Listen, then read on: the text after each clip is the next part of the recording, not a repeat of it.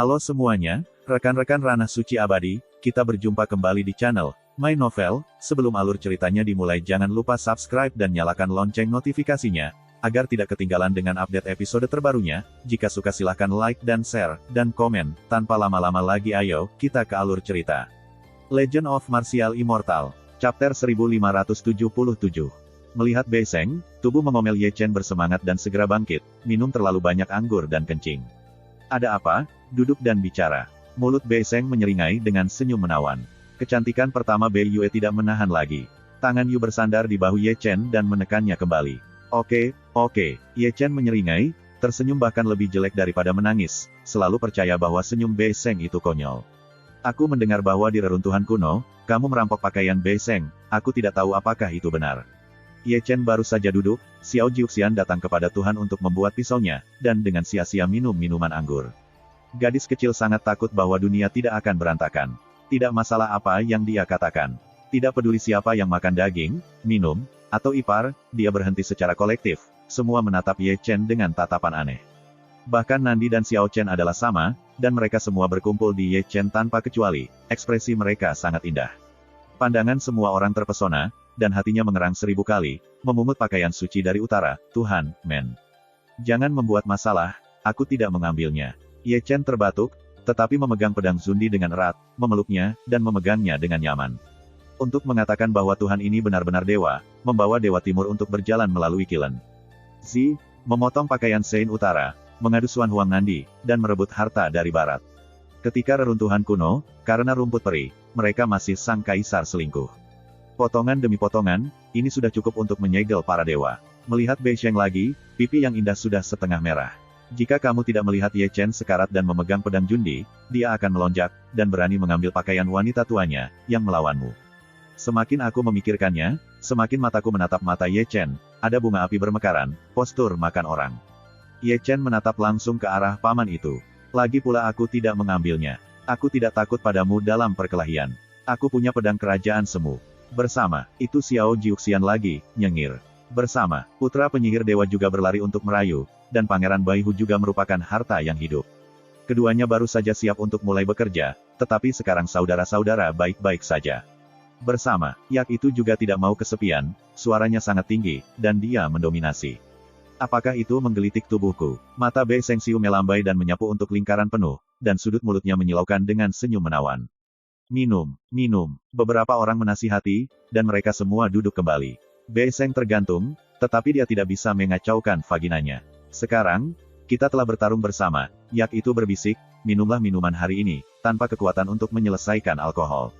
Singkatnya, suasananya segera berapi-api, dan mereka semua adalah Tian Jiao yang arogan, pertarungannya sengit, dan Anda tidak akan takut minum, dan membuka lengan Anda dan mulai bekerja. Meskipun suasananya panas, entah kenapa canggung. Seperti Long Ji dan King Long, seorang pangeran dari keluarga Changlong, seorang pangeran dari keluarga Naga Klan, selalu bermusuhan, dan menyaksikan dan kemudian melanjutkan, satu demi satu. Minum dan minum, keduanya memandang Yak-Yak dengan mata merah, barang-barang murah, dan mereka merebus daging naga. Keduanya mengawasi Yak, tetapi Dewi Penyihir menyaksikan perampokan naga, dan selalu ingin menendangnya, hanya Dewi Monster yang suka merampok naga. Dewi Barbar menatap suku penyihir, dan ingin menikamnya, serta Dewi Kuno, selalu menatap suku roh, hubungannya agak kacau dan bau bubuk mesiu sangat kuat. Di sini, King Long, Baihu, dan Xuan Wu minum terlalu tinggi, menatap Kaisar Nan dengan mata merah, berusaha untuk mengalahkannya. Tidak mungkin, siapa yang membuat Suzaku seperti Nandi? Kebetulan sekali, siapa yang membuat mereka seperti Suzaku? Di sisi Ye Chen, minum terganggu, dan Bei Seng duduk di sebelahnya, memalingkan kepalanya dari waktu ke waktu, menunjukkan senyum menawan kepadanya, dan senyum itu membuat angin mendingin. Yang paling memalukan adalah Yan Long, yang selalu panas, sangat jinak saat ini, seperti anak laki-laki yang baik. Itu benar, yang tidak ada dalam jajaran iblis, 9 Dewi Kuno, putri 10.000 pangeran di selatan, 9 kaisar keluarga kaisar, kaisar selatan, Santo Utara, tubuh suci kuno, tubuh suci guntur, pangeran keluarga Yak, pangeran keluarga Yak. Tampaknya ketika dia melihat sekeliling, dia lemah. Di tengah malam, ajaran Fa Lingxian berlanjut, dan Sakyaba terdengar jelas, menyebarkan kuartet, bergema di padang pasir. Di api unggun, perjamuan berlanjut dan gambarnya kacau. Kekuatan yang tidak berguna untuk melarutkan kekuatan minum, baik Dewi, atau Pangeran Putri, semuanya pingsan. Long Ji dan Brother King Long baik-baik saja. Satu mabuk menjadi agresif dan satu mabuk menjadi konyol. Dia harus melakukannya sebelumnya, tapi sekarang hubungan baik. Gadis kecil, jangan menikahi siapapun. Yak itu meraih tangan kecil Dewi kuno, yang cemberut. Setelah selesai, dia berbaring di wajahnya, dan ditampar oleh putra baptis barbar. Suzaku juga mata Anda redup, memegang leher selatan Dili, mengucapkan kata-kata menawan cinta, mendorong kedua mata basaltik tiga dari mereka lebih merah, hampir ke selatan Dili membawa keluar badai hit. Ye Chen pintar, dia memegang Zundi Sword dari awal sampai akhir dan tidak berani minum terlalu banyak, karena takut minum akan memaksanya dicekik sampai mati. Senyum Bei Sheng terlalu konyol. Tas penyimpanan saya, kembalikan saya. Bei Sheng semakin dekat, dan minum terlalu tinggi. Keindahan pertama Bei Yue, Bei Sheng yang suci, pusing. Ayo, ambillah. Ye Chen menyambungkannya kembali secara langsung, sejak hari reruntuhan kuno, dia tidak berani bergerak. Setelah berbicara, dia secara sadar mengubah tempat dengan Yak. Untuk mengatakan bahwa Yak itu juga menyedihkan, dia hanya terpana oleh Dewi biadab itu, setelah bangun kepalanya, dia kembali ditampar oleh Bei Sheng ke dalam alam mimpi, dan dia sangat kuat. Ini adalah gambar yang konyol, begitu banyak pelaku kejahatan, penampilan mabuk, benar-benar nimas segar. Ketika sudah larut malam, Xiao Chen pertama-tama menyelesaikan kekuatan anggur, perlahan bangkit, dan Yan Long bangun bersamanya. Selamat tinggal padanya, Xiao Chen dan Yan Long menepuk pundak Ye Chen, lalu mereka jatuh ke malam yang gelap. Keduanya mengambil ingatan yang diberikan oleh Ye Chen, Xiang Wang Yujian, dan berangkat dalam perjalanan untuk menemukan Dacu yang bereinkarnasi. Setelah mereka pergi, beberapa orang dari perampokan naga juga bangun, mereka tidak menghilangkan mabuk, dan semua kata-kata itu mabuk. Beberapa orang telah pergi ke barat untuk berjalan melintasi Xuan Huang Xinghai dan pergi ke langit berbintang untuk berlatih. Jalan ini akan memakan waktu bertahun-tahun. Tidak seperti mereka, Pangeran Xuanwu pergi ke timur dan pergi ke kedalaman langit berbintang. Mereka tidak akan datang ke Xuan Huang untuk waktu yang lama. Kaisar Selatan juga berjalan terhuyung-huyung, berteriak sepanjang jalan, aku tidak tahu harus berkata apa, dan menghilang dalam sekejap. Keluarga dari orang-orang ini telah mengklaim nama mereka sendiri atau kembali ke nenek moyang mereka belum lama ini. Ye Chen melirik, kecuali Yak yang pingsan, hanya ada Xiao Jiuxian dan Bei Sheng yang mabuk. Ye Chen, muridmu benar-benar mirip denganku. Xiao Jiuxian berkedip dengan mata besar, dan roh itu seperti air. Aku berharap kamu memiliki saudara perempuan dari saudara senegaranya. Ye Chen menghela nafas. Sayangnya, kamu tidak. Dia juga pergi, ditutupi jubah hitam, mengenakan topeng hantu, dan langsung pergi ke Lingshan untuk menemukan Yang Mulia Sang Buddha dan bertanya di mana wanita di kota tanpa air mata itu. Di bawah cahaya bulan, punggungnya agak tidak bisa dijelaskan, dan jubah hitam yang melayang juga memiliki arti perubahan-perubahan. Sebuah jamuan pergi, dan Xiao Jiuxian pergi tidur. Segera, gadis kecil itu melompat lagi, buru-buru menyelesaikan mabuknya, dan langsung menuju ke timur. Tapi Bei Sheng, memegang altar anggur, juga pergi ke arah Lingshan, dan sepertinya mengikuti Ye Chen dengan sengaja atau tidak sengaja. Api dipadamkan, dan suara dengkuran Yak sangat berat. Ketika dia bangun, tiba-tiba dia merengek, bagaimana dengan orang-orang? Lingshan di bawah malam itu khusyuk dan damai, dan Xinghui menutupinya dengan mantel suci, seperti negeri dongeng. Di kejauhan Lingshan, Ye Chen berhenti dan melihat dengan tenang. Pembicaraan Lingshan tentang Fa telah berakhir. Setiap orang yang datang untuk mendengarkan Fa keluar dari Lingshan. Meditasi Buddhis sangat mendalam dan mendalam. Banyak orang tua bergumam dan belum cukup mendengar. Dibandingkan berbicara tentang Fa, saya lebih suka menonton para junior bertarung. Sekelompok manula yang gelisah, memegang tangan mereka dan mengekspresikan drama grup yang bermakna, sangat menarik perhatian. Di sebelah utara, Ekaristi Baceng akan pergi ke Beiyue untuk melakukan sesuatu. Banyak orang bergumam pelan, potongan orang pergi, melangkah ke langit. Meskipun banyak orang, tidak ada yang memperhatikan Ye Chen dalam kegelapan. Ye Chen menyaksikan dengan tenang, dan bertemu banyak kenalan lama, seperti Zhong Huang dan Shizun, dan pangeran-pangeran, yang dikejar oleh langit yang dikejar di hadapannya, bukan minoritas. Selain itu, ia juga bertemu dengan pengikut Tao Xiang. Paman itu masih tinggi di atasnya, mengklaim sebagai orang yang lebih unggul dari para pendahulunya, hanya jejak Sundi, bangga. Mata Ye Chen bersinar dengan cahaya dingin. Jika bukan karena Shou Yuan, dia mungkin akan melemparkan cahaya langit untuk menghancurkan barang-barang. Jika bukan karena Xiang Taoisme, dia mungkin akan memotong Feng Xian. Berbicara tentang Feng Xian, dia tidak melihatnya, dan Baceng telah melarikan diri kembali, siap untuk meminta para senior keluarga untuk membalas dendam gila.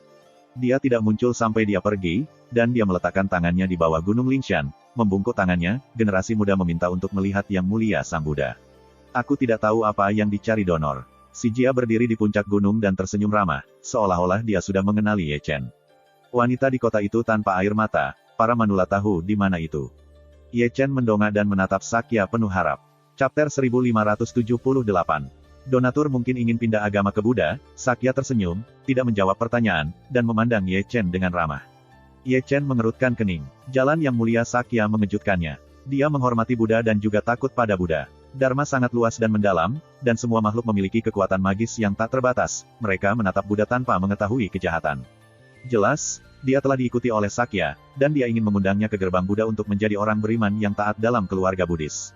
Apakah ini kesepakatan? Ye Chen menatap puncak gunung dan bisa melihat Sakya di puncak gunung melintasi awan. Alam tidak, kata Tuan Buddha Yin dari Sakya, jangan buru-buru menjawab, pikirkan nanti. Berbicara, seberkas cahaya Buddha jatuh dari ujung jarinya, dan jatuh ke hati Ye Chen Mei tanpa bias. Itu adalah kesadaran, dicampur dengan peta besar, tidak hanya posisi, tetapi juga lokasi tepatnya. Ye Chen sangat bersemangat sehingga dia membungkuk tangannya dan berbalik dengan tergesa-gesa, langsung menuju ke barat. Di belakangnya, si Jia memandanginya dengan tenang, mata Buddha yang tenang memancarkan cahaya makna yang mendalam, dengan heran dan ragu.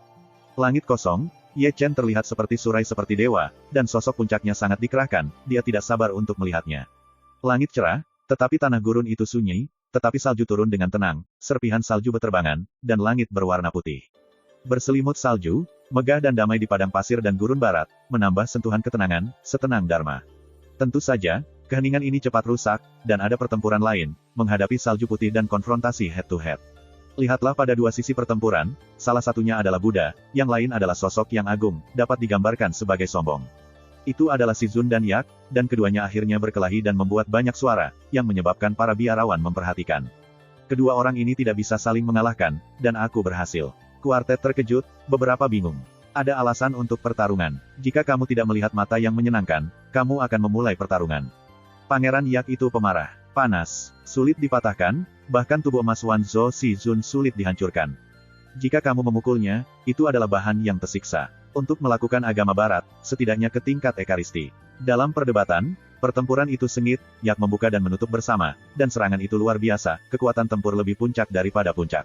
Dibandingkan dengan dia, Nazun tenang dan memanjakan, mata Buddha cerah, Dharma tidak terbatas, dan kekuatan tempurnya sangat kuat. Di belakangnya, ada seorang Buddha yang agung, visi keluarga Buddha, melindungi tubuh dan Tuhannya, Raja Kong tidak buruk, Yak menyerang sepanjang jalan dan gagal menghancurkan pertahanan. Berita itu menyebar seperti sayap dan menyebar ke seluruh gurun. Ye Chen mendengarnya, tetapi hanya menggelengkan kepalanya dan tersenyum, itu tidak mengherankan bahwa Yak telah jatuh ke angin. Namun, dia tidak kembali untuk membantu, walaupun saya tidak tahu apa yang Yak dan Si Zun miliki, tetapi Si Zun tidak akan pernah melukai kehidupan Yak, semuanya hanya sedikit. Saat berbicara, ia memasuki susunan teleportasi kota kuno lainnya. Sejak itu, ia telah menghabiskan banyak waktu, menurut posisi yang diberikan oleh Sakya, ia tidak pernah berhenti. Dia masih mendesah dalam hatinya, tetapi dia tidak tahu bahwa jaraknya begitu jauh, jika Sakya tidak memberikan posisi yang tepat, Tuhan akan tahu tahun dan bulan apa yang harus ditemukan, dan padang pasir terlalu besar. 3 hari kemudian, dia menginjakkan kaki di tanah yang luas. Itu cukup jauh dari daerah yang ramai, bahkan agak sepi, kekuatan spiritual tipis, pohon tandus, ditambah salju putih, sepi dan sepi, tidak ada orang. Dia memasuki sebuah kota kuno dan melihat ke kejauhan, gunung yang tertutup salju.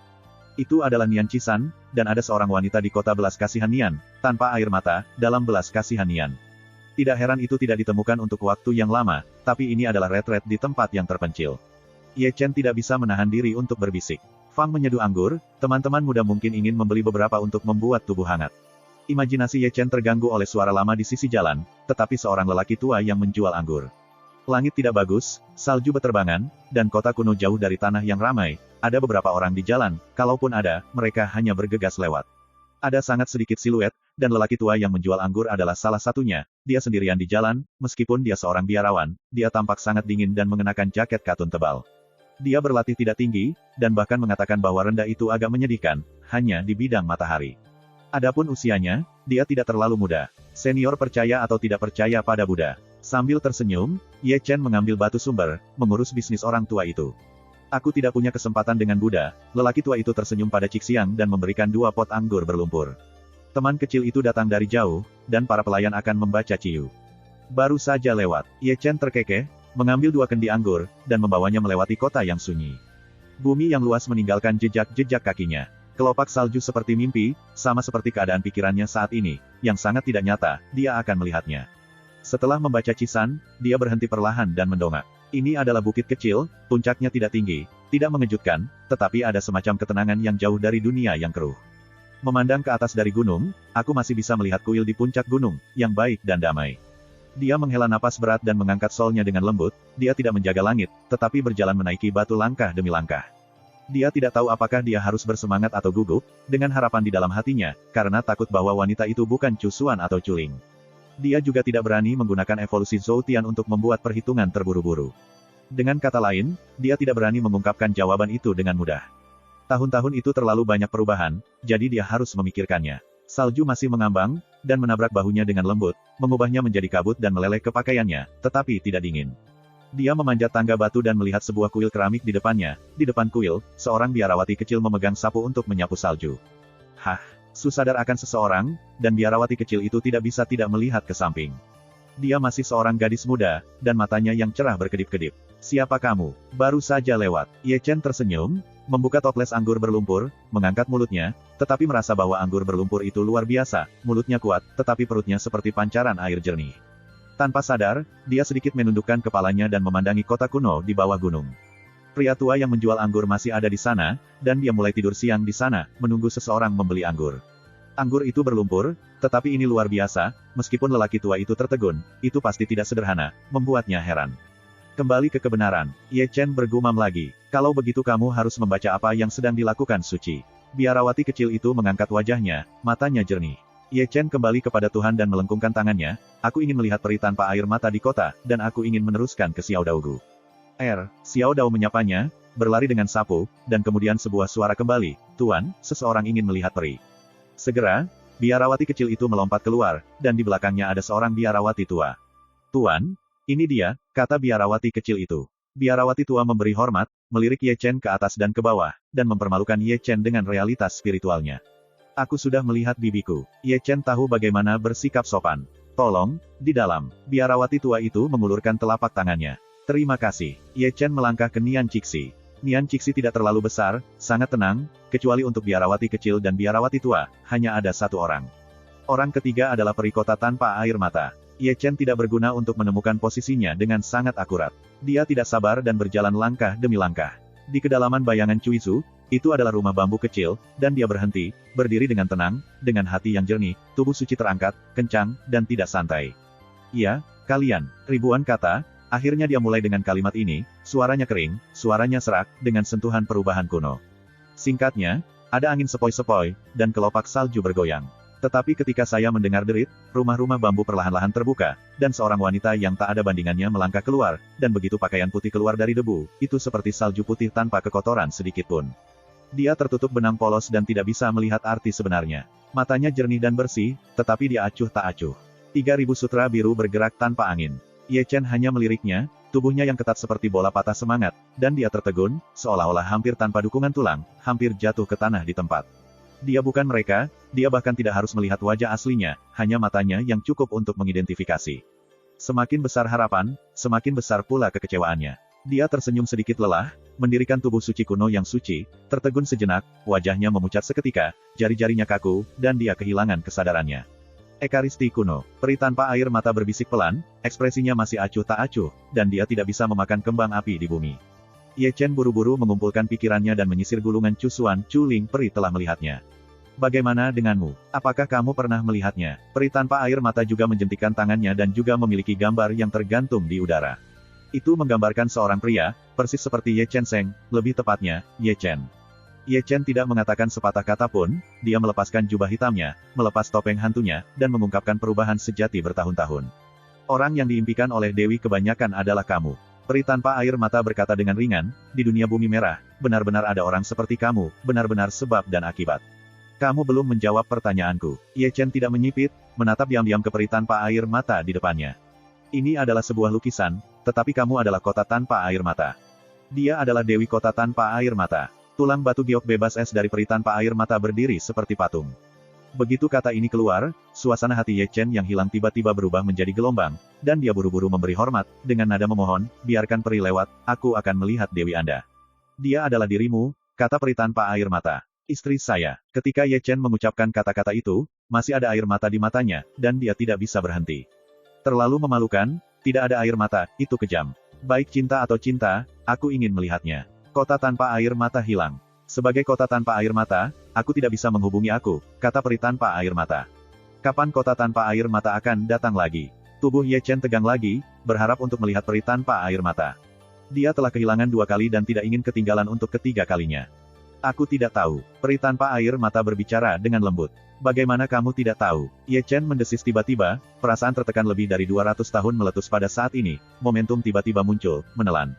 Ekspresinya bahkan sedikit kurus, dan matanya yang berlinangan air mata berlumuran darah, dan air mata serta darahnya bercampur. Chapter 1579. Nian Qisan menggedor, dan dia akan runtuh, cemberut, mengamuk di langit, dan salju yang terbang masih.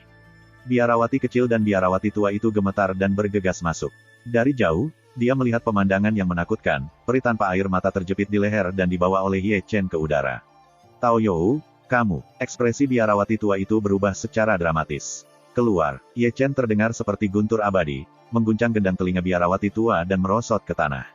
Biarawati kecil itu ketakutan, wajahnya pucat, tubuhnya yang kecil bergetar, dia tidak berani bergerak, Ye Chen terlalu menakutkan. Jawab pertanyaanku, kapan kota tanpa air mata akan datang? Mata darah Ye Chen menatap peri tanpa air mata seperti binatang buas gila dengan rambut gila. Aku tidak tahu, peri tanpa air mata, ekspresi acuh tak acuh, tidak ada fluktuasi emosional, tanpa air mata adalah kejam, dia seperti boneka, aku tidak tahu apa itu rasa sakit. Aku tidak tahu, itu muncul di mata Ye Chen, gemuruh telapak emas mengamuk, dan kesunyian terasa dingin. Peri tanpa air mata memiliki tubuh berdarah, dan dagingnya mulai terfragmentasi, sebagai orang suci, dia tidak memiliki perlawanan. Ye Chen adalah pembunuh, dan langsung membunuhnya.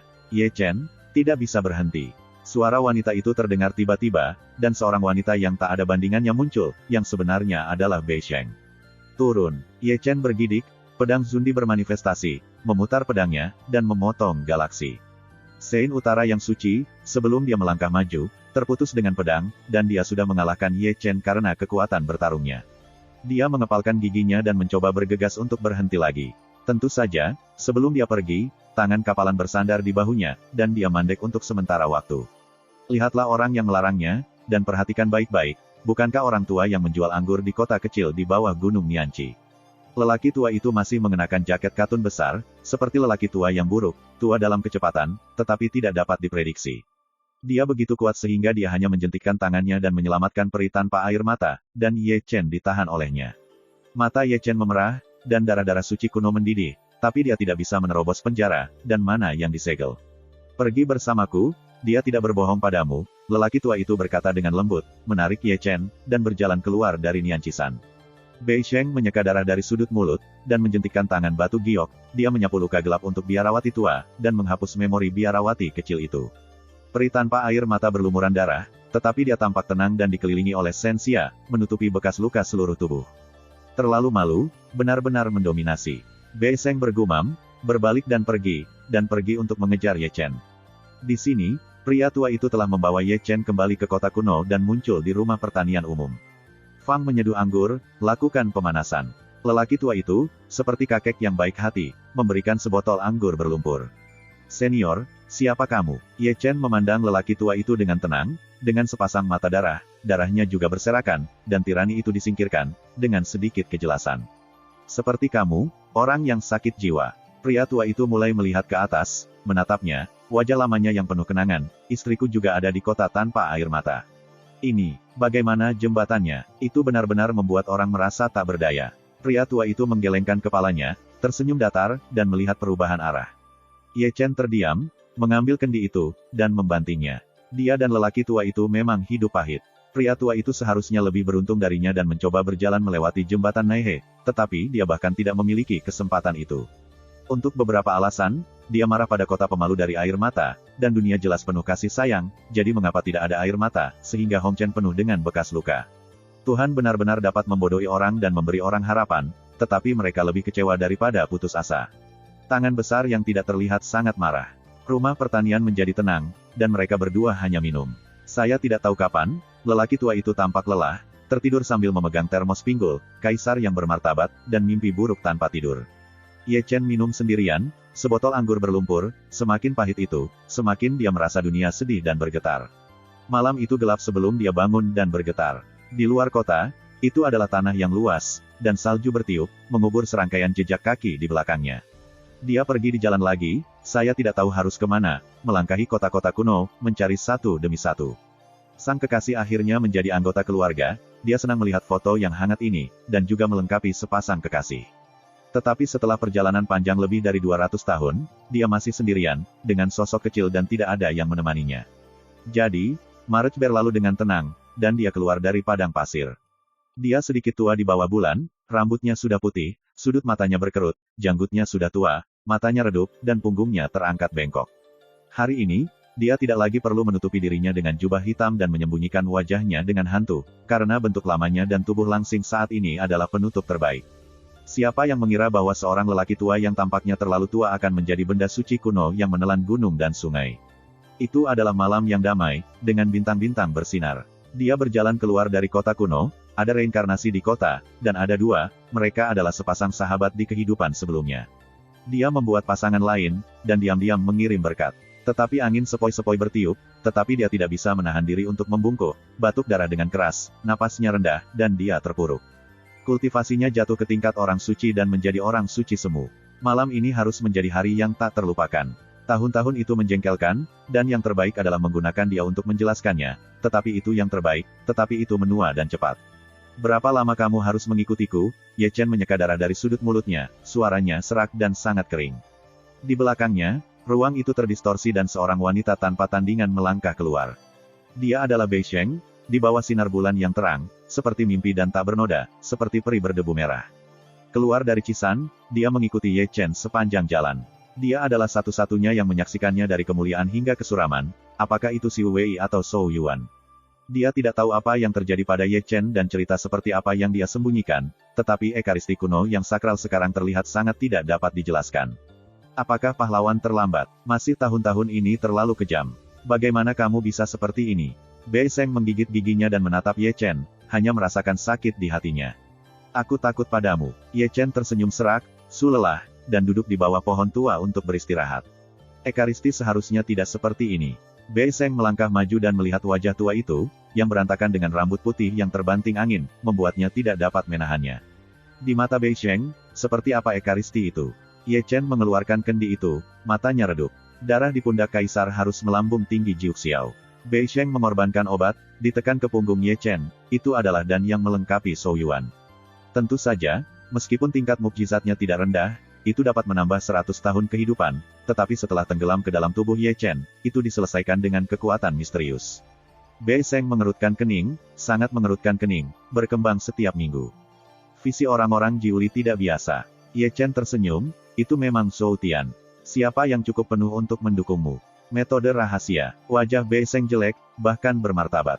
Aku harus berterima kasih padanya. Ye Chen memegang termos pinggul dan tidak bisa mengingatnya. Tidak heran Zhou Yi menyembunyikannya pada waktu itu. Karena metode rahasia ini, dia menemukan banyak orang yang bereinkarnasi. Ini adalah hadiah. Dia orang gila, dan kamu juga orang gila. Kegembiraan seperti itu, apakah kamu menyayangiku? Ye Chen mendongak dan menatap Bei Sheng dengan penuh minat. Sangat tua, siapa yang akan melihatmu? Bei Sheng melirik Ye Chen dengan tajam. Reruntuhan kuno menanggalkan pakaianku, aku belum meminta akunmu, dan aku akan membaca pedang Cisan dan aku akan mengingatnya untukmu. Apakah itu? Kedua mengerti. Ye Chen secara sadar berteriak dari kesunyian yang membara, aku harus menjaganya, dan aku akan dihancurkan jika tidak ada jaminan.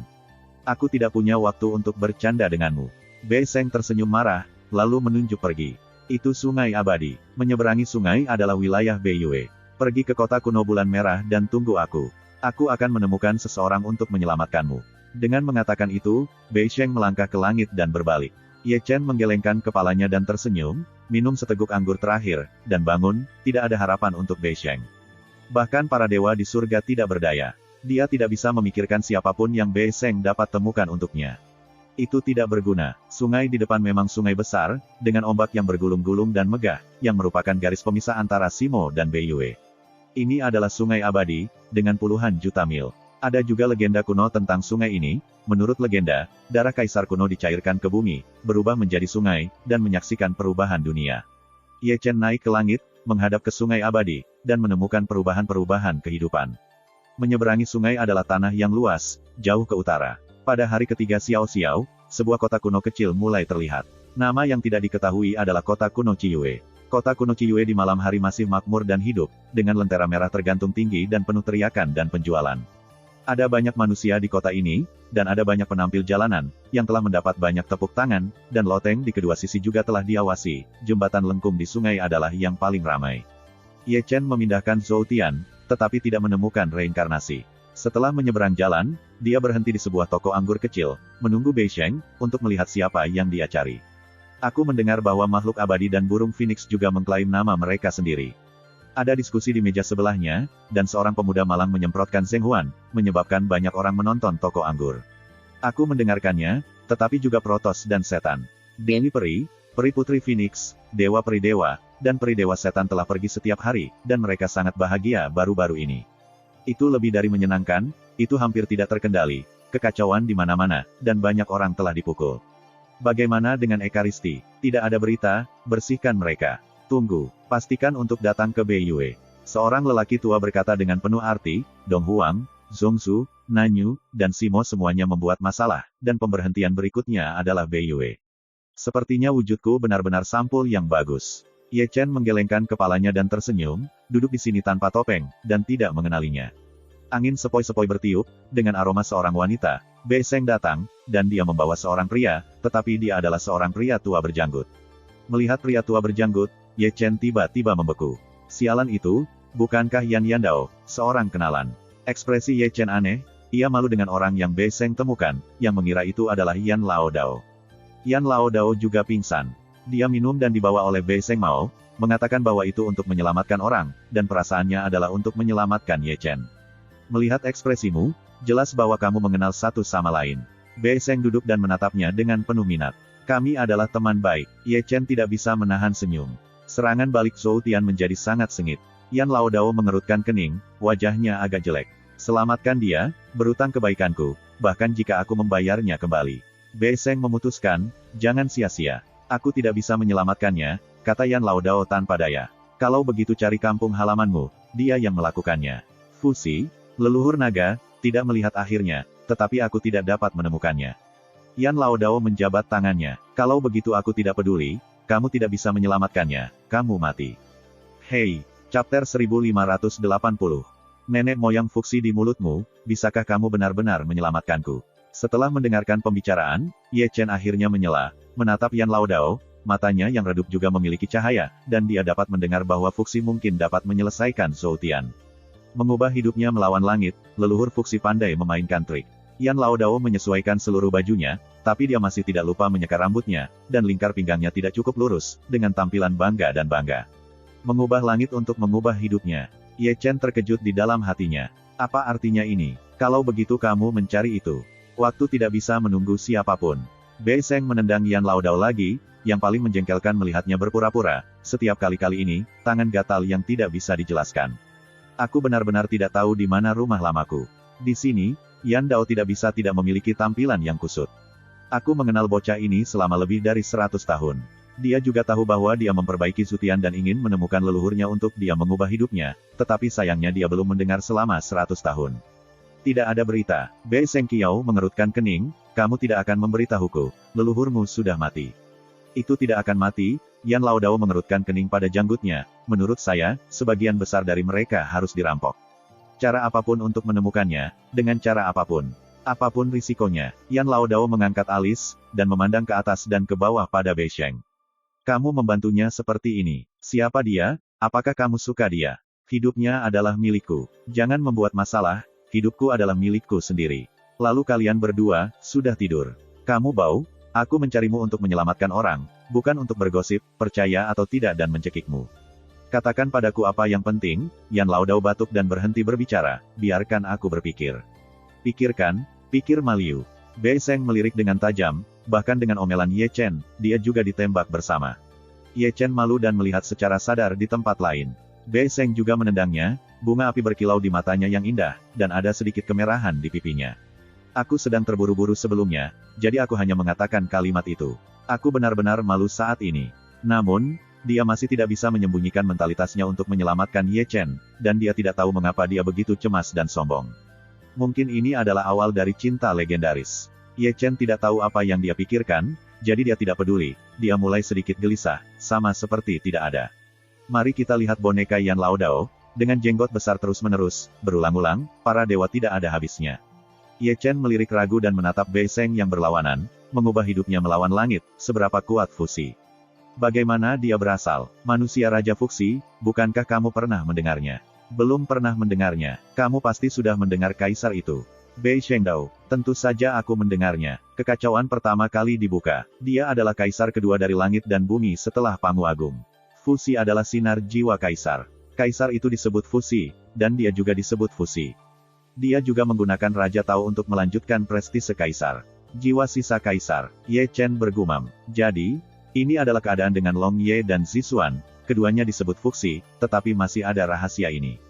Jiwa kaisar benar-benar dapat memberikan kaisar memiliki wajah yang panjang. Kaisar adalah leluhur dari deduksi.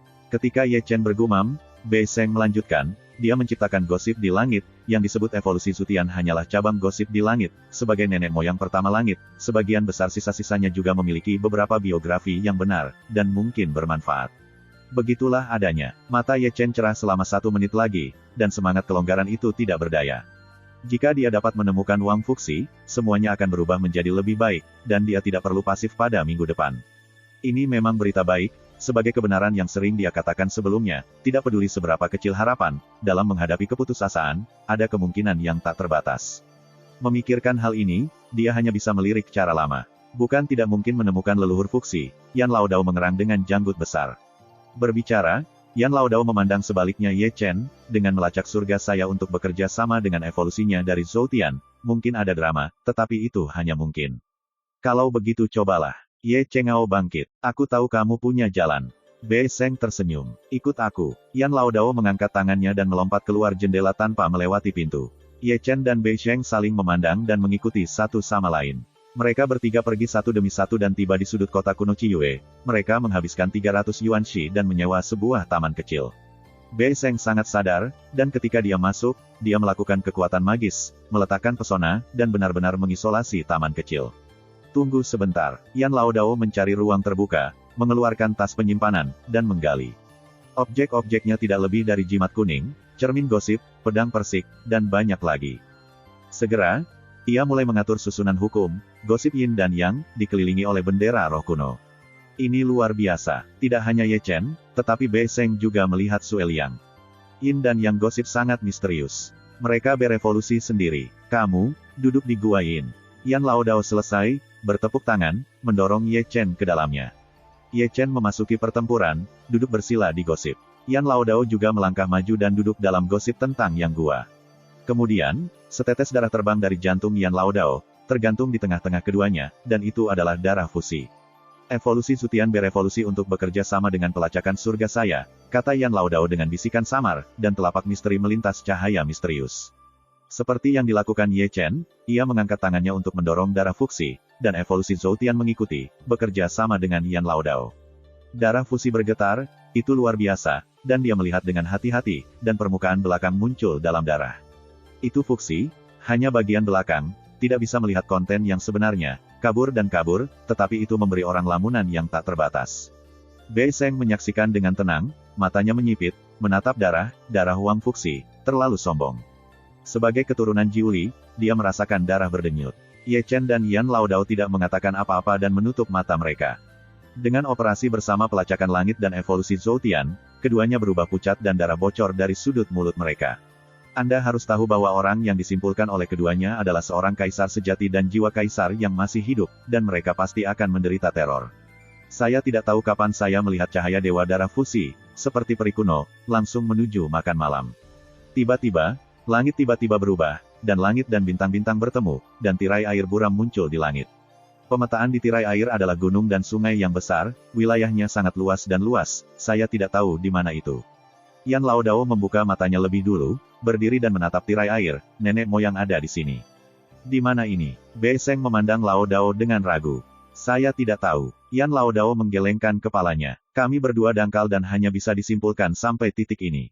Sulit untuk dikunci. Saat berbicara, Ye Chen membuka matanya, batuk darah, mengguncang dirinya sendiri, dan menatap tirai air. Dengan satu lirikan, matanya menyipit tajam. Apa yang muncul di tirai air adalah Dacu, gunung dan sungai besar yang telah tercetak di tulangnya selama bertahun-tahun. Bagaimana mungkin itu Dacu? Ye Chen mengerutkan kening. Raja Wang Fuxi harus berada di Dacu. Bagaimana dia lewat, di mana dia melewati, dan kapan dia lewat? Serangkaian pertanyaan memenuhi pikiran Ye Chen, dan itu penuh dengan kabut. Ini terlalu membingungkan, Dacu sebelumnya diisolasi dari langit dan dunia. Tidak ada yang bisa melewati penghalang. Sama seperti pendahulu Jiang Taixu, tetapi juga dari lubang hitam di luar angkasa. Ye Chen bergumam pada dirinya sendiri, memikirkannya, berpikir bahwa tebakan ini adalah yang paling dapat diandalkan. Jika ini masalahnya, Dong Huang seharusnya tahu terlalu banyak. Ye Chen mengerang diam-diam. Dia tahu bahwa Fuxi harus membajak Dacu, mengapa tidak membiarkannya membantuku untuk mengubah hidupku ke langit, dia seharusnya tahu kalau aku memperbaiki Sutian. Tetap saja, bahkan hati Dong Huang tidak tahu bahwa Fuxi seharusnya membawa Dacu pergi. Dia menghindari reinkarnasi dari surga. Ye Chen terus berbisik, pikirannya berantakan. Dia tahu itu adalah Dacu, tetapi itu tidak berarti bahwa Yan Laodao dan Bei Sheng juga tahu bahwa mereka belum pernah melihatnya sebelumnya. Keduanya telah mengeluarkan peta dan membandingkannya satu per satu, berharap untuk mengenali gambar yang muncul di tirai air. Ini hanya sebuah gambar, sulit untuk menemukan tempat yang sebenarnya. Bei Sheng berkata ketika dia mencari, hutan belantara yang luas lebih besar, langit dan alam semesta lebih besar. Mencari itu kali ini, itu hanya tumpukan jerami. Nenek moyang pertama Yan Tian, yang disembunyikan oleh dirinya sendiri, kita dapat melacak gambar, itu melawan langit. Yan Laodao batuk darah, wajahnya pucat lagi, dan dia ngeri saat deduksi. Seberapa besar langit, betapa gamblang, bagaimana menemukannya. Tubuh leluhur harus dibajak, dan kebanyakan orang tidak dapat menemukannya. Chapter 1581. Mo menemukannya. Ye Chen melambaikan tangannya dan melepas Sutian Sentong, dan tirai air menghilang.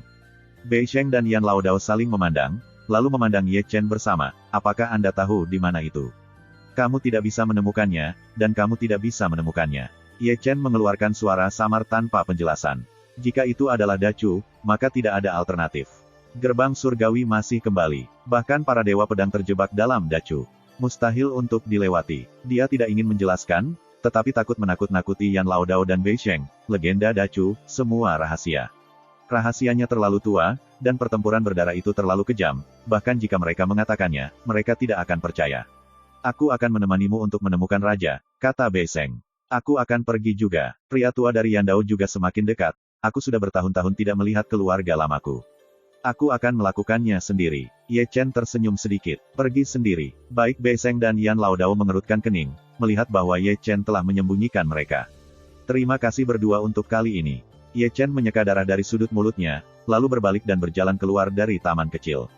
Hei, Bei Sheng ingin mengikuti, tetapi ditangkap oleh Tao tua. Jalan tua yang bau, seret aku untuk apa? Bei Sheng mengutuk. Aku bisa melihatnya, kamu bersemangat tentang dia. Yan Laodao mengeluarkan kendi, dan kata-katanya masih melekat, dia jauh-jauh, mencari istrinya.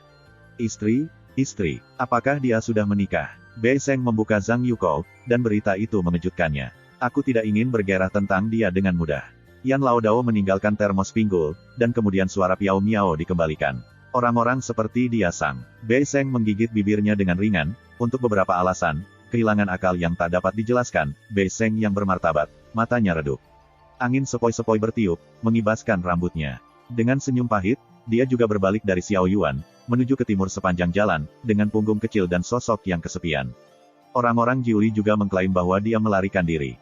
Dia ingin memiliki alasan yang baik untuk menemani Ye Chen ke Cakrawala. Pada saat ini, dia berpikir lebih. Dia seharusnya memikirkannya, tapi dia menipu dirinya sendiri. Perjalanannya kesepian, dan perjalanannya tidak berbeda. Ia harus pergi jauh ke bintang-bintang dan tumbuh dewasa. Di sini, Ye Chen telah terbang keluar dari kota bulan merah. Sebelum pergi, dia tidak tahu pikiran Bei Sheng, dan hanya mencari orang. Xiu Yuan jatuh, dan Zhou Yuan tidak punya banyak. Waktunya sangat terbatas, dan dia tidak bisa menunda itu. Masih ada harapan di hatinya, dan itu adalah Wang Fuxi, yang hanya menunggu Dacu untuk kembali dan mengubah hidupnya melawan langit. Selama masa ini, dia ingin menemukan orang-orang yang bereinkarnasi sebanyak mungkin, dan membawa sebanyak mungkin orang kembali ke kota asalnya. Perjalanannya panjang, tetapi dia menemukan banyak orang yang bereinkarnasi, dan Bei Yue tidak mengecewakannya. Tentu saja, ada hal-hal yang memuaskan, tetapi ada juga hal-hal yang menyedihkan. Dia secara bertahap mengetahui bahwa kecepatan kultivasinya semakin cepat, dan dia menggunakan hari Minggu, sekali lagi. Dan Zhou Yuan, bahu-membahu dengan kecepatan jatuhnya Xi Wei, Obatnya lemah, hanya bisa dikurangi dengan mata terbuka. Dia bahkan lebih tua dan memiliki janggut abu-abu, tetapi dia terlalu malas untuk memotongnya, dan tidak perlu mengumpulkan dan tumbuh. Itu adalah malam berbintang yang lain, dan dia berhenti jauh di pegunungan, di mana ada darah. Di bawah cahaya bulan, tanah itu berwarna merah dengan darah, dan sangat mempesona. Ini seharusnya adalah suku, dengan rumah-rumah yang terlihat dan pilar-pilar batu, serta altar-altar kuno. Tanah ini penuh dengan kekacauan, dapat dikatakan bahwa itu penuh dengan bekas luka, sepertinya telah mengalami perang, dan situasinya sengit. Ye Chen melihat sebuah monumen batu dengan tulisan, Lichuan, terukir di atasnya, yang seharusnya menjadi kota kelahiran kehidupan Xiao Chen. Ketika Xiao Chen datang, pesona di sini dibaringkan olehnya, dan ia membawa kepala putra Dewa Iblis. Hutang darah harus dibayar dengan darah. Putra Dewa Iblis membantai rakyat Lichuan dan menggunakan kepalanya untuk berkorban. Itu adalah yang paling cocok. Ye Chen berhenti untuk waktu yang lama, merenungkan kitab suci transendensi. Di antara orang-orang yang telah dibantai di Lichuan, mungkin ada orang yang bereinkarnasi, bahkan jika mereka adalah reinkarnasi, sulit untuk kembali ke kota kelahiran Dacu. Dia memberkati pesona itu lagi, Lichuan telah menjadi debu sejarah. Almarhum membiarkan mereka tidur selamanya. Larut malam, dia berbalik diam dan pergi lebih jauh ke utara. Banyak kelompok etnis di Beiyue telah kembali ke tanah leluhur mereka, seperti Jiuli, sehingga tanah ini sangat damai. Berkedip selama 3 hari lagi, dia berhenti di puncak gunung. Melihat dari dekat, ada sungai bergulir di kejauhan, saya tidak tahu di mana sumbernya atau kemana arahnya. Di luar sungai Dajiang, Cuncau tidak populer dan tidak populer. Yang saya tahu adalah sangat tua, dan ada kekuatan misterius yang menghantui itu. Rao adalah mata peri dan tidak bisa dilihat. Ini adalah Huangquan, daerah terlarang, dan api penyucian di timur, sungai pelupa di gurun barat, tanah berlumpur di wilayah selatan, dan Tianshu di Zhongshu. Ye Chen tidak datang ke sini dengan sengaja, tetapi lewat. Melihatnya dari jauh, misteri Huangquan tidak kurang dari 4 daerah terlarang lainnya. Misterinya kuno dan mengerikan. Ada desas-desus yang tak terhitung jumlahnya tentang hal itu, dan telah terkenal sejak zaman kuno. Ye Chen berdiri diam, juga menonton dengan tenang. Dari kejauhan, dia tampak bisa melihat kedalaman Huangquan, seorang wanita menari dengan anggun.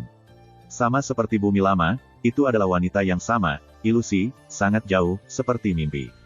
Setelah itu, saya merasa bahwa tidak peduli itu api penyucian, Hades, Huangquan atau Huangquan hari ini, dia merasa bahwa dia telah berada di sini sebelumnya, akrab dan aneh, sangat aneh.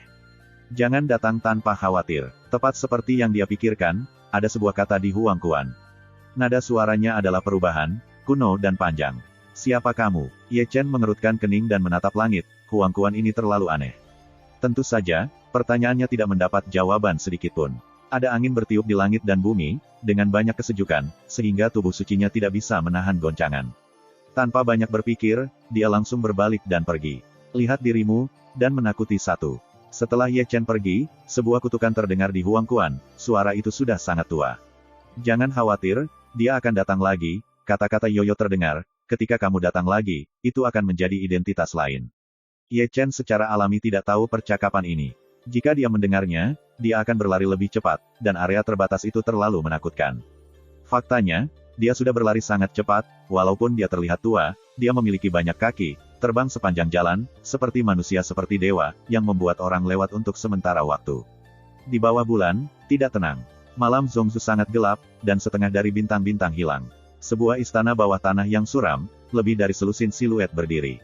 Setelah melihat dengan cermat, mereka semua adalah kenalan lama Ye Chen, putra Dewa Peri, Peri Phoenix, Dewa-Dewa Dewi, Dewi-Dewa Setan, Dewi Darah, Tian Ken, putra Dewa Penguburan, putra Dewa Pesona dan Dewa-Dewa Dewa. Kecuali bagi mereka, ruang di istana bawah tanah bengkok, dan angin dingin mengamuk, sangat dingin. Itu adalah tubuh sunyi, juga di istana bawah tanah ini, tetapi tidak pernah muncul, bepergian di ruang angkasa. Di istana, selain mereka, ada ratusan orang, semua dikunci oleh rantai besi, semua darah dan tulang menetes. Jika Ye Chen ada di sini, dia juga harus tahu orang-orang ini. Mereka semua bereinkarnasi, dan Heng Yue dan Heng Tian ada di antara mereka dan ditusuk melalui tulang kecapi. Aku menunggumu dan aku tidak memiliki ketidakadilan dan kebencian, terlalu banyak. Orang-orang yang marah begitu marah sehingga banyak orang terlihat dengan sedikit kesedihan dan mata merah. Mereka semua ditangkap, dan karena alasan ini keluarga mereka juga dirampok, dan kebanyakan dari mereka dihancurkan. Ye teman lama Chen semuanya terkutuk. Dewi Peri tersenyum tipis, tertawa nakal, sepasang mata peri, penuh haus darah dan tiran, cahaya yang mengerikan. Aku mendengar bahwa dia sangat penyayang, dan itu adalah pilihan yang bagus bagimu untuk membimbingnya datang. Feng Xian juga tersenyum, dengan senyum di senyumnya, wajah yang tiada taranya, karena ini, itu juga sangat diskon. Kalian, mata Heng Yue dan Heng Tian ditutupi dengan mata merah. Lalu aku tahu apa tujuan orang-orang ini untuk menangkap mereka, yaitu membunuh Ye Chen. Ini adalah rahasia bahwa orang reinkarnasi tidak tahu bagaimana orang-orang ini tahu hubungan mereka dengan Ye Chen. Tapi mereka mengenal Ye Chen, jika mereka tahu mereka ditangkap, mereka akan datang dan menemuinya.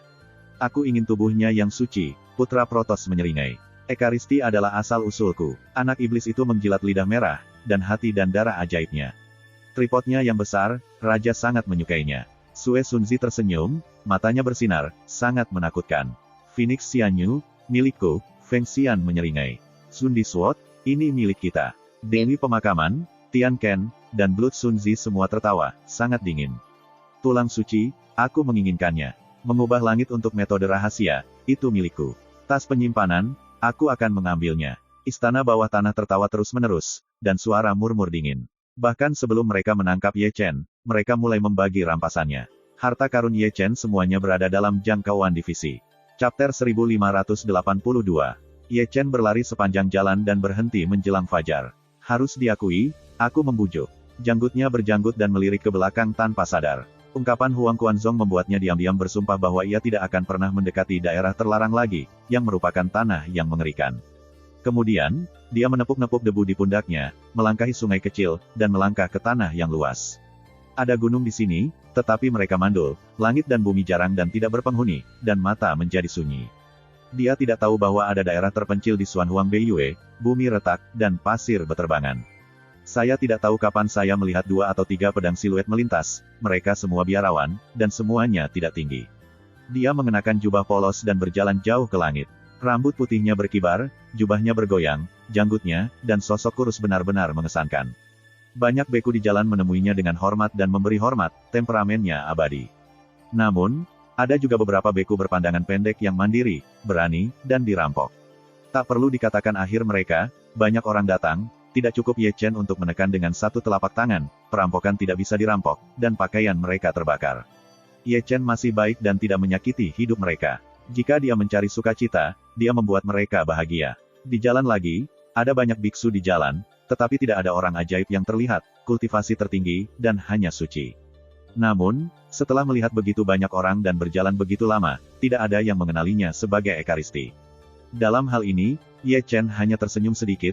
Efek ini seharusnya menjadi apa yang ingin dilihatnya, mengenakan keadaan lama ini, diam-diam lewat, sampai debu. Sudah larut, dan aku melihatnya terlelap dari makan malam. Saya tidak tahu mengapa, setelah terbang dalam waktu yang lama, saya selalu merasakan cara paling praktis untuk berjalan di tanah, ada perasaan jatuh ke tanah. Di bumi yang luas, dia seperti pertapa pengkhotbah, dan pasir kuning yang mengamuk tidak bisa menyembunyikan bayang-bayang kesepiannya. Saya mohon para pendahulu Anda, tolong, bawa saya untuk tumpangan, dan saya ingin pulang. Tiba-tiba, ada kata-kata lama yang terdengar berjauhan, tetapi mereka dapat mendengar dengan jelas. Suara itu sangat rendah, dengan seruan memohon, dan suara sedih dan menangis, membuat orang gemetar. Ye Chen berjalan perlahan melewati pasir kuning yang mengamuk. Di kejauhan, dia melihat sosok tua terlatih tatih di tanah, acak-acakan dan berambut abu-abu.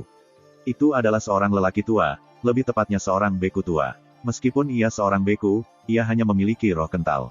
Melihat cincin pertumbuhan, itu hampir 200 tahun, dan atmosfer kental berusia 200 tahun, Ye Chen adalah yang pertama melihat. Saya mohon kepada pendahulu Anda, tolong, bawa saya untuk tumpangan. Saya ingin pulang. Ketika Ye Chen sedang menonton, biksu tua itu berlutut lagi, berlutut kepada biksu yang lewat. Dia rendah hati, seperti manusia yang berlutut di atas peri, tanpa martabat, memohon hukuman demi hukuman, dengan kepahitan. Tentu saja, ketika dia memohon padanya, orang-orang yang lewat mengabaikannya. Yang kuat dihormati, dan biksu tua itu adalah semut. Tidak hanya tidak ada yang menjawab, ada orang yang berbicara. Tubuh biksu tua itu menggigil, dan suasananya tidak berani bernafas, seperti anjing, tersandung ke tanah. Sambil menunggu asapnya menghilang, dia berdiri gemetaran, memeluk sebatang bambu, dan berjalan maju. Dia terlalu tua, hidup tidak banyak, vitalitasnya runtuh. Telah dihitung dengan cincin tahunan, itu tidak akan pernah hidup selama 3 hari. Ye Chen menyaksikan dengan tenang, mengikuti tanpa sadar. Bagian belakang biksu tua adalah perubahan-perubahan, dan setiap langkah sangat sulit. Melihatnya, Ye Chen seperti melihat dirinya selama 100 tahun, Zhou Yuan akan berakhir, dan dia harus menggunakan semua kekuatannya untuk berjalan. Bagaimanapun, beku tua itu berhenti, lelah, dan bersarang di bawah pohon tua, memegang tongkat. Angin malam terasa dingin, membuatnya tidak bisa menahan diri. Matanya yang tua keruh, tidak ada cahaya yang terlihat, dan kelopak matanya bergetar dari waktu ke waktu, dan dia tidak bisa tidur. Ye Chen mendekat perlahan dan berdiri di bawah pohon tua. "Pak tua, apakah rumahmu jauh?" "Jauh, jauh." Berbicara tentang rumah, biarawan tua itu tidak bisa membantu tetapi menghapus air matanya, dan suaranya serak. "Saya meninggalkan rumah ketika saya berusia 10 tahun dan dibawa pergi oleh peri. Saya hanya ingin mengembalikan pakaian ke kota asal saya, tetapi saya menderita di tengah. Dao Gen hancur dan ditinggalkan. Tahun demi tahun, dalam sekejap 200 tahun, saya hanya ingin daunnya kembali ke akarnya." Ye Chen diam-diam, beberapa kata, tetapi bisa mendengar suasana hati Siu tua, sedih dan tak berdaya, meninggalkan rumah sebentar, tapi sudah tua ketika kembali ke rumah, mati dalam perjalanan pulang, mati, tidak bisa melihat rumah. Beku tua itu terlalu lemah, hanya udara kental, bahkan pedang kerajaan, dunia tidak luas, dan rumahnya terlalu jauh. Tidak bisa membantu, dia sedikit mengangkat tangannya, dengan lembut ditempatkan pada biarawan junior yang lebih tua, menggunakan Jing Yuan untuk memperpanjang hidupnya untuknya. Ini bukan urusannya, dunia biarawan yang kejam, hal-hal ini lebih hilang, tetapi dia bersedia membantu perbaikan lama. Semuanya karena hukuman biksu tua itu, aku ingin pulang.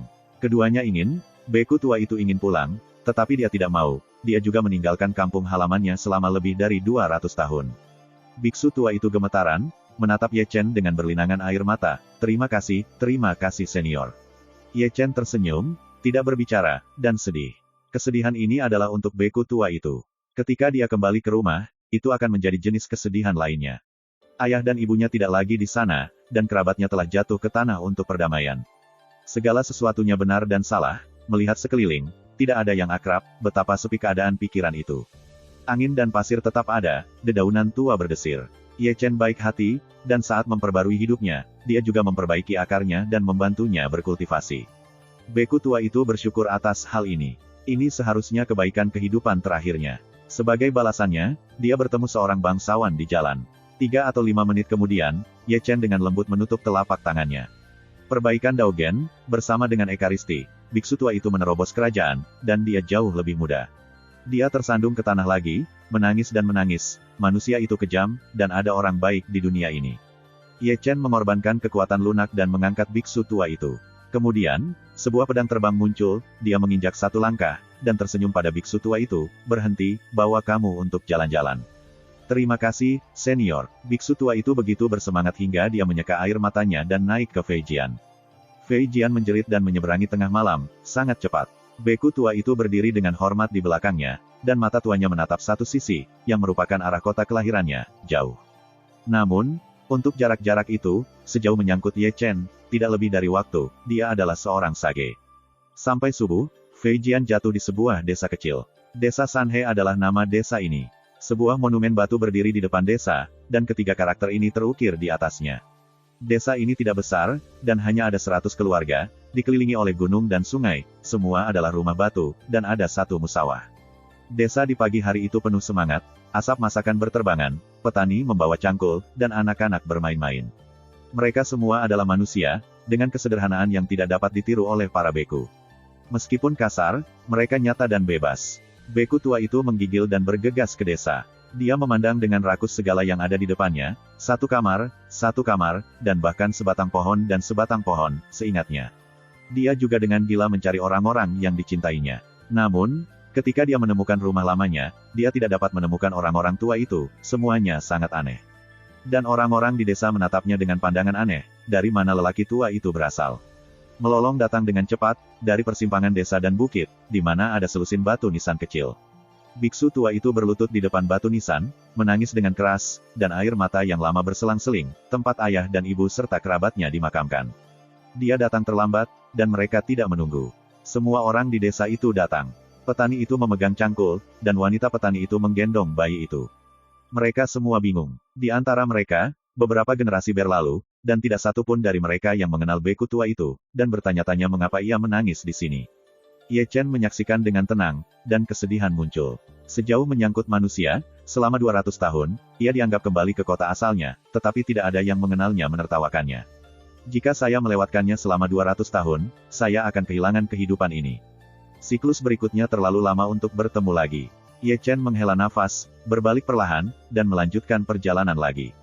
Tentu saja, sama seperti dia sedang bersiap-siap ke surga kekaisaran, kaisar yang menggantung di lautan Allahnya bergetar, dan itu sangat gemetar. Ye Chen kagum, berbalik, mata menyipit, menyapu desa, matanya tertuju pada satu orang. Itu anak-anak, atau yatim piatu. Semua orang memiliki pelukan orang tua, tetapi dia sendirian. Wajahnya hitam dan putih, dan dia memegang pedang kayu kecil. Dia juga berdiri di tengah kerumunan, menatap beku tua itu dengan mata besar, bertanya-tanya mengapa lelaki tua itu menangis di sini.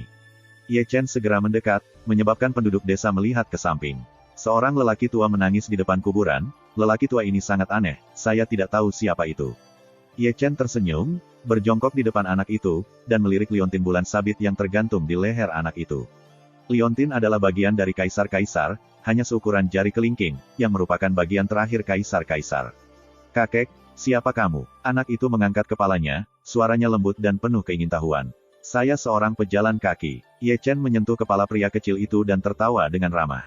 Apa itu pelintas? Bocah kecil itu berkedip dengan mata besar. Pasing hanya, pasing. Ye Chengan tertawa dan menunjuk ke liontin bulan sabit yang tergantung di leher si kecil. Kakek melihat ini, aku akan menggantinya denganmu. Berbicara tentang ini, Ye Chen mengeluarkan buah spiritual yang jernih, dipenuhi dengan aroma, yang menyebabkan mata besar anak-anak bersinar, dan anak-anak yang hadir juga memiliki mata besar. Kelihatannya enak. Anak itu melepaskan liontin bulan sabit, memeluk Ling Wo, dan tidak sabar untuk menyesapnya. Itu memang manis dan senyumnya cerah. Kakek, aku juga ingin makan. Sekelompok anak menatap Ye Chen, ngiler. Tidak heran orang tua, anak-anak kecil, tidak masuk akal. Petani dan petani tertawa dan memeluk anak-anak. Pokoknya, Ye Chen tersenyum dan mengeluarkan tas itu secara langsung. Ayo makan. Ye Chen tersenyum, dan melangkah ke bukit tempat desa itu kembali, karena liontin bulan sabit yang baru saja ditukar telah dimasukkan ke dalam peti mati kaisar. Kaisar telah selesai, dan ada kekuatan ilahi yang aneh menyebar di Shanghai. Rao adalah kekuatan kultivasinya, dan sulit untuk dihentikan. Tak berdaya, ia harus pergi ke gunung untuk mempelajari kaisar. Di belakang, anak-anak penuh dengan caper, masing-masing memegang buah rohani, tidak pernah makan buah yang begitu lesat. Terima kasih, sampai jumpa di episode berikutnya.